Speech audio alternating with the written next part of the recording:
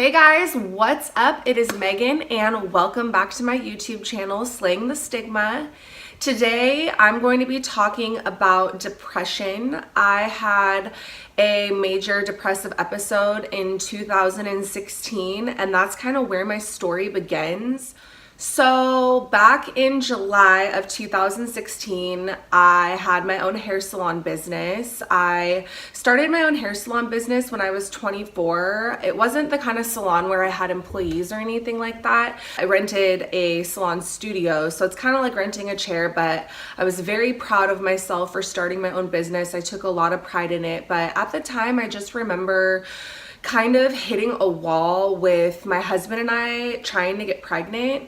We had been trying to get pregnant for a couple of years at that point, and I made the mistake of telling a lot of my hair clients and friends that we were trying to get pregnant, and a lot of people would ask me about it constantly, ask me how trying to get pregnant's going, asking me if I was pregnant, and obviously nothing was happening. So I would put on a front and kind of act like it didn't bother me because I'm at work, I am a hairdresser and they're coming to get their hair done, so I can't just like start crying and completely fall apart right before I'm supposed to do their hair. So I just couldn't do that.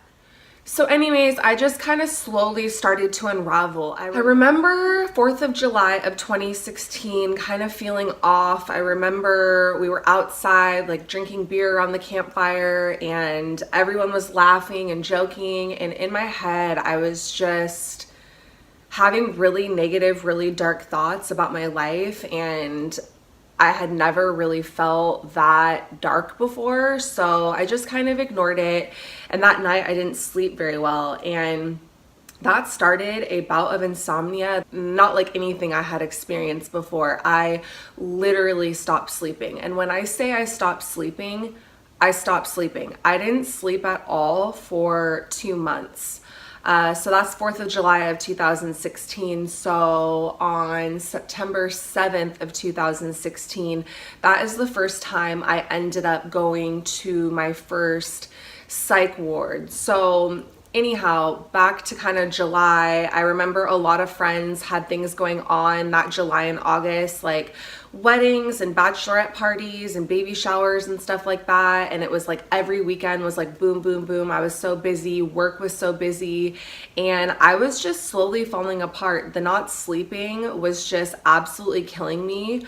I started losing a bunch of weight, and normally at work when I was doing hair, I was very chatty and very talkative and very energetic and upbeat, but I just kind of got really introverted and kind of just, when I was having conversations with my clients, I would just go like, yeah, no, like I got really quiet and would just kind of let them talk, and people started to notice something was not right with me. People started asking me if I was okay. People started texting me, telling me that they're thinking about me. Everyone kind of slowly started to see that something was off, but all I would say to them is, I don't know what's going on with me. I just can't sleep. I just can't sleep. Once I can get some sleep, I will be just fine. And so finally I started telling my parents what was going on, and my husband and my mom was like, you need to go to the doctor. And I knew when I went to the doctor they were going to try to prescribe me some antidepressants, and I did not want to take them. I was very against taking them. Not that there's anything wrong with taking medication, but I just felt like, I don't know, I was very stubborn about it, like just some sort of a block in my head that made me not want to take them. So I went to my parents' family doctor, because at the time I didn't even have a family doctor because I never get sick, which is stupid. You should have a family doctor, but I didn't. So I went to my parents' doctor, and right away she's like, yeah, you should just go on Zoloft. And I was like, I do not want to take that. And she asked me truthfully, like, are you having suicidal ideation? And I told her the truth, and she made me go talk to this counselor lady in like a different department of the hospital, and that was kind of that. So I remember specifically at the end of August, I had 2 friends that were getting married that October of 2016. So they had their bachelorette parties back-to-back weekends, And I did not want to go because I hadn't slept. I had lost so much weight. I knew something was really wrong with me, but I didn't know how to explain it to people. I didn't know what to say because I didn't even really know that it was depression, and I didn't understand why I was depressed other than the fact that I hadn't been able to get pregnant. Literally nothing was wrong in my life. I had a great business, great husband, great friends, so many social events going on, fun things going on, but yet I was incredibly sick. And so anyhow, I decided to tough it out and go anyways because I really cared deeply for those friends and I wanted to be there for this special time in their life. But I just gritted and toughed my way through it. I remember they were both out of town trips. One of them was camping and one of them was to go wine tasting in this little town in Eastern Washington. And so I went and I tried my best to have a good time, but you know, everyone around me was having so much fun and laughing. And I just remember kind of feeling like everything around me was like slow motion. And it's probably because I hadn't slept in so long. I think I was slowly starting to slip into a psychosis. But anyhow, I got home from the last weekend in August and finally I said to my mom, okay, I'm willing to try antidepressants. I'm willing to do anything to feel better because something is really wrong and whatever the doctors think I should do, I'll do. The doctor, after talking to me for like 10 minutes at the most, said that she wanted to put me on a medication called Lexapro.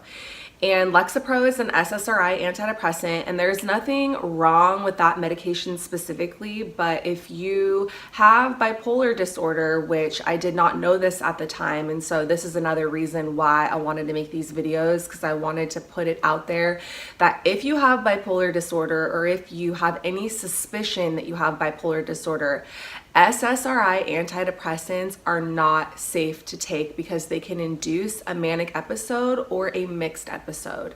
And so at the time, I was diagnosed with depression by a family doctor. And also, in my humble opinion, I believe with every ounce of my being that family doctors should not be diagnosing people after talking to them for 10 minutes with depression, especially since it is so dangerous to prescribe the wrong medication to someone because they can end up killing themselves. I mean, this happens all the time and it is so wrong. So anyways, that's my little rant. I had to say that because I'm so passionate about it.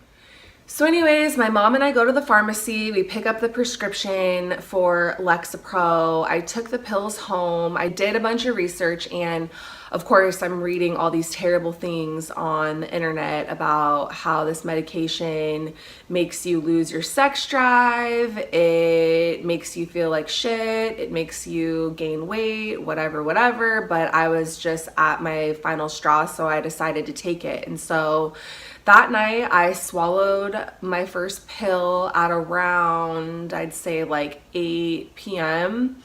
And I tried to go to sleep, but I was tossing and turning. And about an hour later, I remember I shot up out of bed and I was sweating and my heart was racing really fast. And I had all this energy, like all this excessive energy, but yet I was so depressed. And the thought just came to my mind that it was time to kill myself. And that is so hard to admit, but that's just where I was at.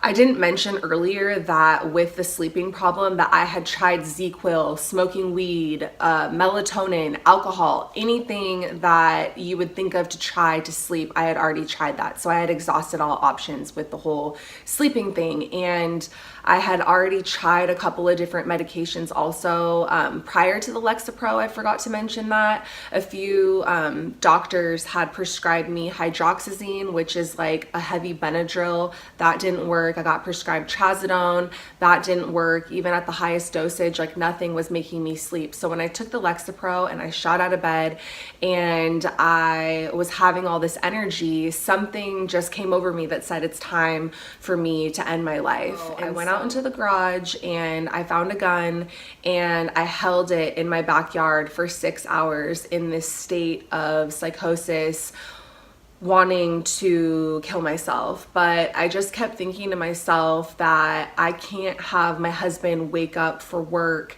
and find me back here dead with my blood and brains everywhere. And honestly, to be completely real, that saved me. But also, we had just gotten our puppy Roman in May of 2016, so he was only a couple of months old. And when I was out there holding that gun, he was standing right next to me looking at me, and I looked in his eyes and I was just like, you know, as miserable as I am, I just can't leave my baby. And so anyways, the windows were open because it was September, like summertime, and at around 5:45 in the morning, my husband's alarm went off for work, and I heard it through the windows in the house because I was out on the back porch. And I just like freaked out. I was like, it's like I snapped back to reality, and I was like, I looked at my hand, I looked at the gun, and I'm like, what am I doing? And I was just thinking, God, I need help so bad. Like, we have gone to every doctor. I remember we had tried to look into getting me a psychiatrist appointment, but unfortunately in Washington, getting an appointment with a psychiatrist is, the wait is a couple of months out. And unfortunately, some people just don't have that time to wait. And I certainly didn't have the time to wait to see a psychiatrist. Like, I needed help immediately. And because my depression progressed so fast, it was like 2 months and I'm ready to commit suicide. So anyhow, I put the gun down, I ran in the house, I jumped into my husband's arms and told him what I had been doing all night. And gosh, I will just never forget the look on his face. He was so scared, so terrified. We called my mom and my dad, and my parents called a therapist. We had an emergency session with a therapist, like a crisis session, and she said that I needed to go to the emergency room. So my husband took me to the emergency room, and they gave me some benzodiazepine pain medication that kind of just made me really loopy. And they had a social worker come in, and I told the nurses and the social worker the 100% truth of what happened. And I had no idea that I was going to be soon going to a psych ward. So when they tell me that they're going to take me somewhere to get help, I'm actually like, because I'm high on the medication that they gave me, I forget if it was like Ativan or something like that. So I'm high as fuck, and they're just like, okay, we're gonna take you somewhere to get help. And I remember looking at the social worker saying, wherever I go, I'm gonna be safe, right? And I'm not gonna be around people that are mentally insane, right? And that's funny to say now, because that was wrong of me to say, because I'm not better than anyone. But I was really scared that I was gonna go get locked away somewhere with people that were a lot sicker than me, which isn't true. I was just as sick as them, but nonetheless, I was still scared. And so they assured me that I was going to be safe. And my husband asked the nurse if he could drive me, and they said no, for safety precautions, that I have to go in an ambulance. And I thought that that was way, way overboard. Like, I have to take an ambulance. Like, what do you think I'm going to do? Jump out of the car? But I guess people sometimes try to do that. So anyways, they took me by ambulance to the psych ward, and I remember I got there really late at night. I had to wait at the emergency room forever because they had to call around to different psych wards in my area and wait for a bed to open up. So I finally got to the psych ward that I stayed at around midnight or 1 in the morning or something like that. And I remember I was sitting there waiting to go into my bedroom, and a girl that I now know had schizophrenia came out of her room and was screaming at the top of her lungs, and 2 male nurses had to pin her to the ground and shoot her with a needle of medication to calm her down. And that absolutely terrified me. So yeah, that's basically all I'm going to talk about in this video. That's kind of the background of my story with depression leading me into the psych ward. And I'm going to do a whole video talking about that first stay at the psych ward. Unfortunately, some really terrible things happened to me at the psych ward in my first stay. And that is, I was sexually harassed and violated by a male nurse. And that is a video topic that I'm going to make later down the line. I hope you guys enjoyed this video. I know it wasn't a very happy video, but again, I'm still introducing myself, and I want you guys to get to know me and get to know my story. So So as promised in my last video, I want to read a little something positive out of one of my favorite books. I will link it below. It is called The Language of Letting Go, Daily Meditations on Codependency by Melody Beattie. It is so good, so you guys should totally get that book. So I'm going to read Appreciating Our Past. It is easy to be negative about past mistakes and unhappiness, but it is much more healing to look at ourselves and our past in the light of experience, acceptance, and growth. Our past is a series of lessons that advance us to higher levels of living and loving.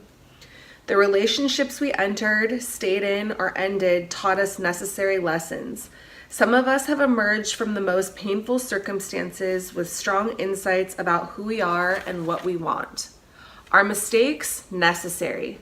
Our frustrations, failures, and sometimes stumbling attempts at growth and progress, necessary too. Each step of the way we learned. We went through exactly the experiences we need to become who we are today. Yes. Each step of the way we progressed. Is our past a mistake? No. The only mistake we can make is mistaking that for the truth. I love that. That is a great way to end this video. I know that it was probably depressing because it's about depression, but things will get better in future videos. I'm glad that I didn't commit suicide. I'm glad that I am alive and I'm thriving and I'm still here and I have the opportunity to make these videos and share my story and hopefully help you guys know that you aren't alone. So I will see you guys in my next video.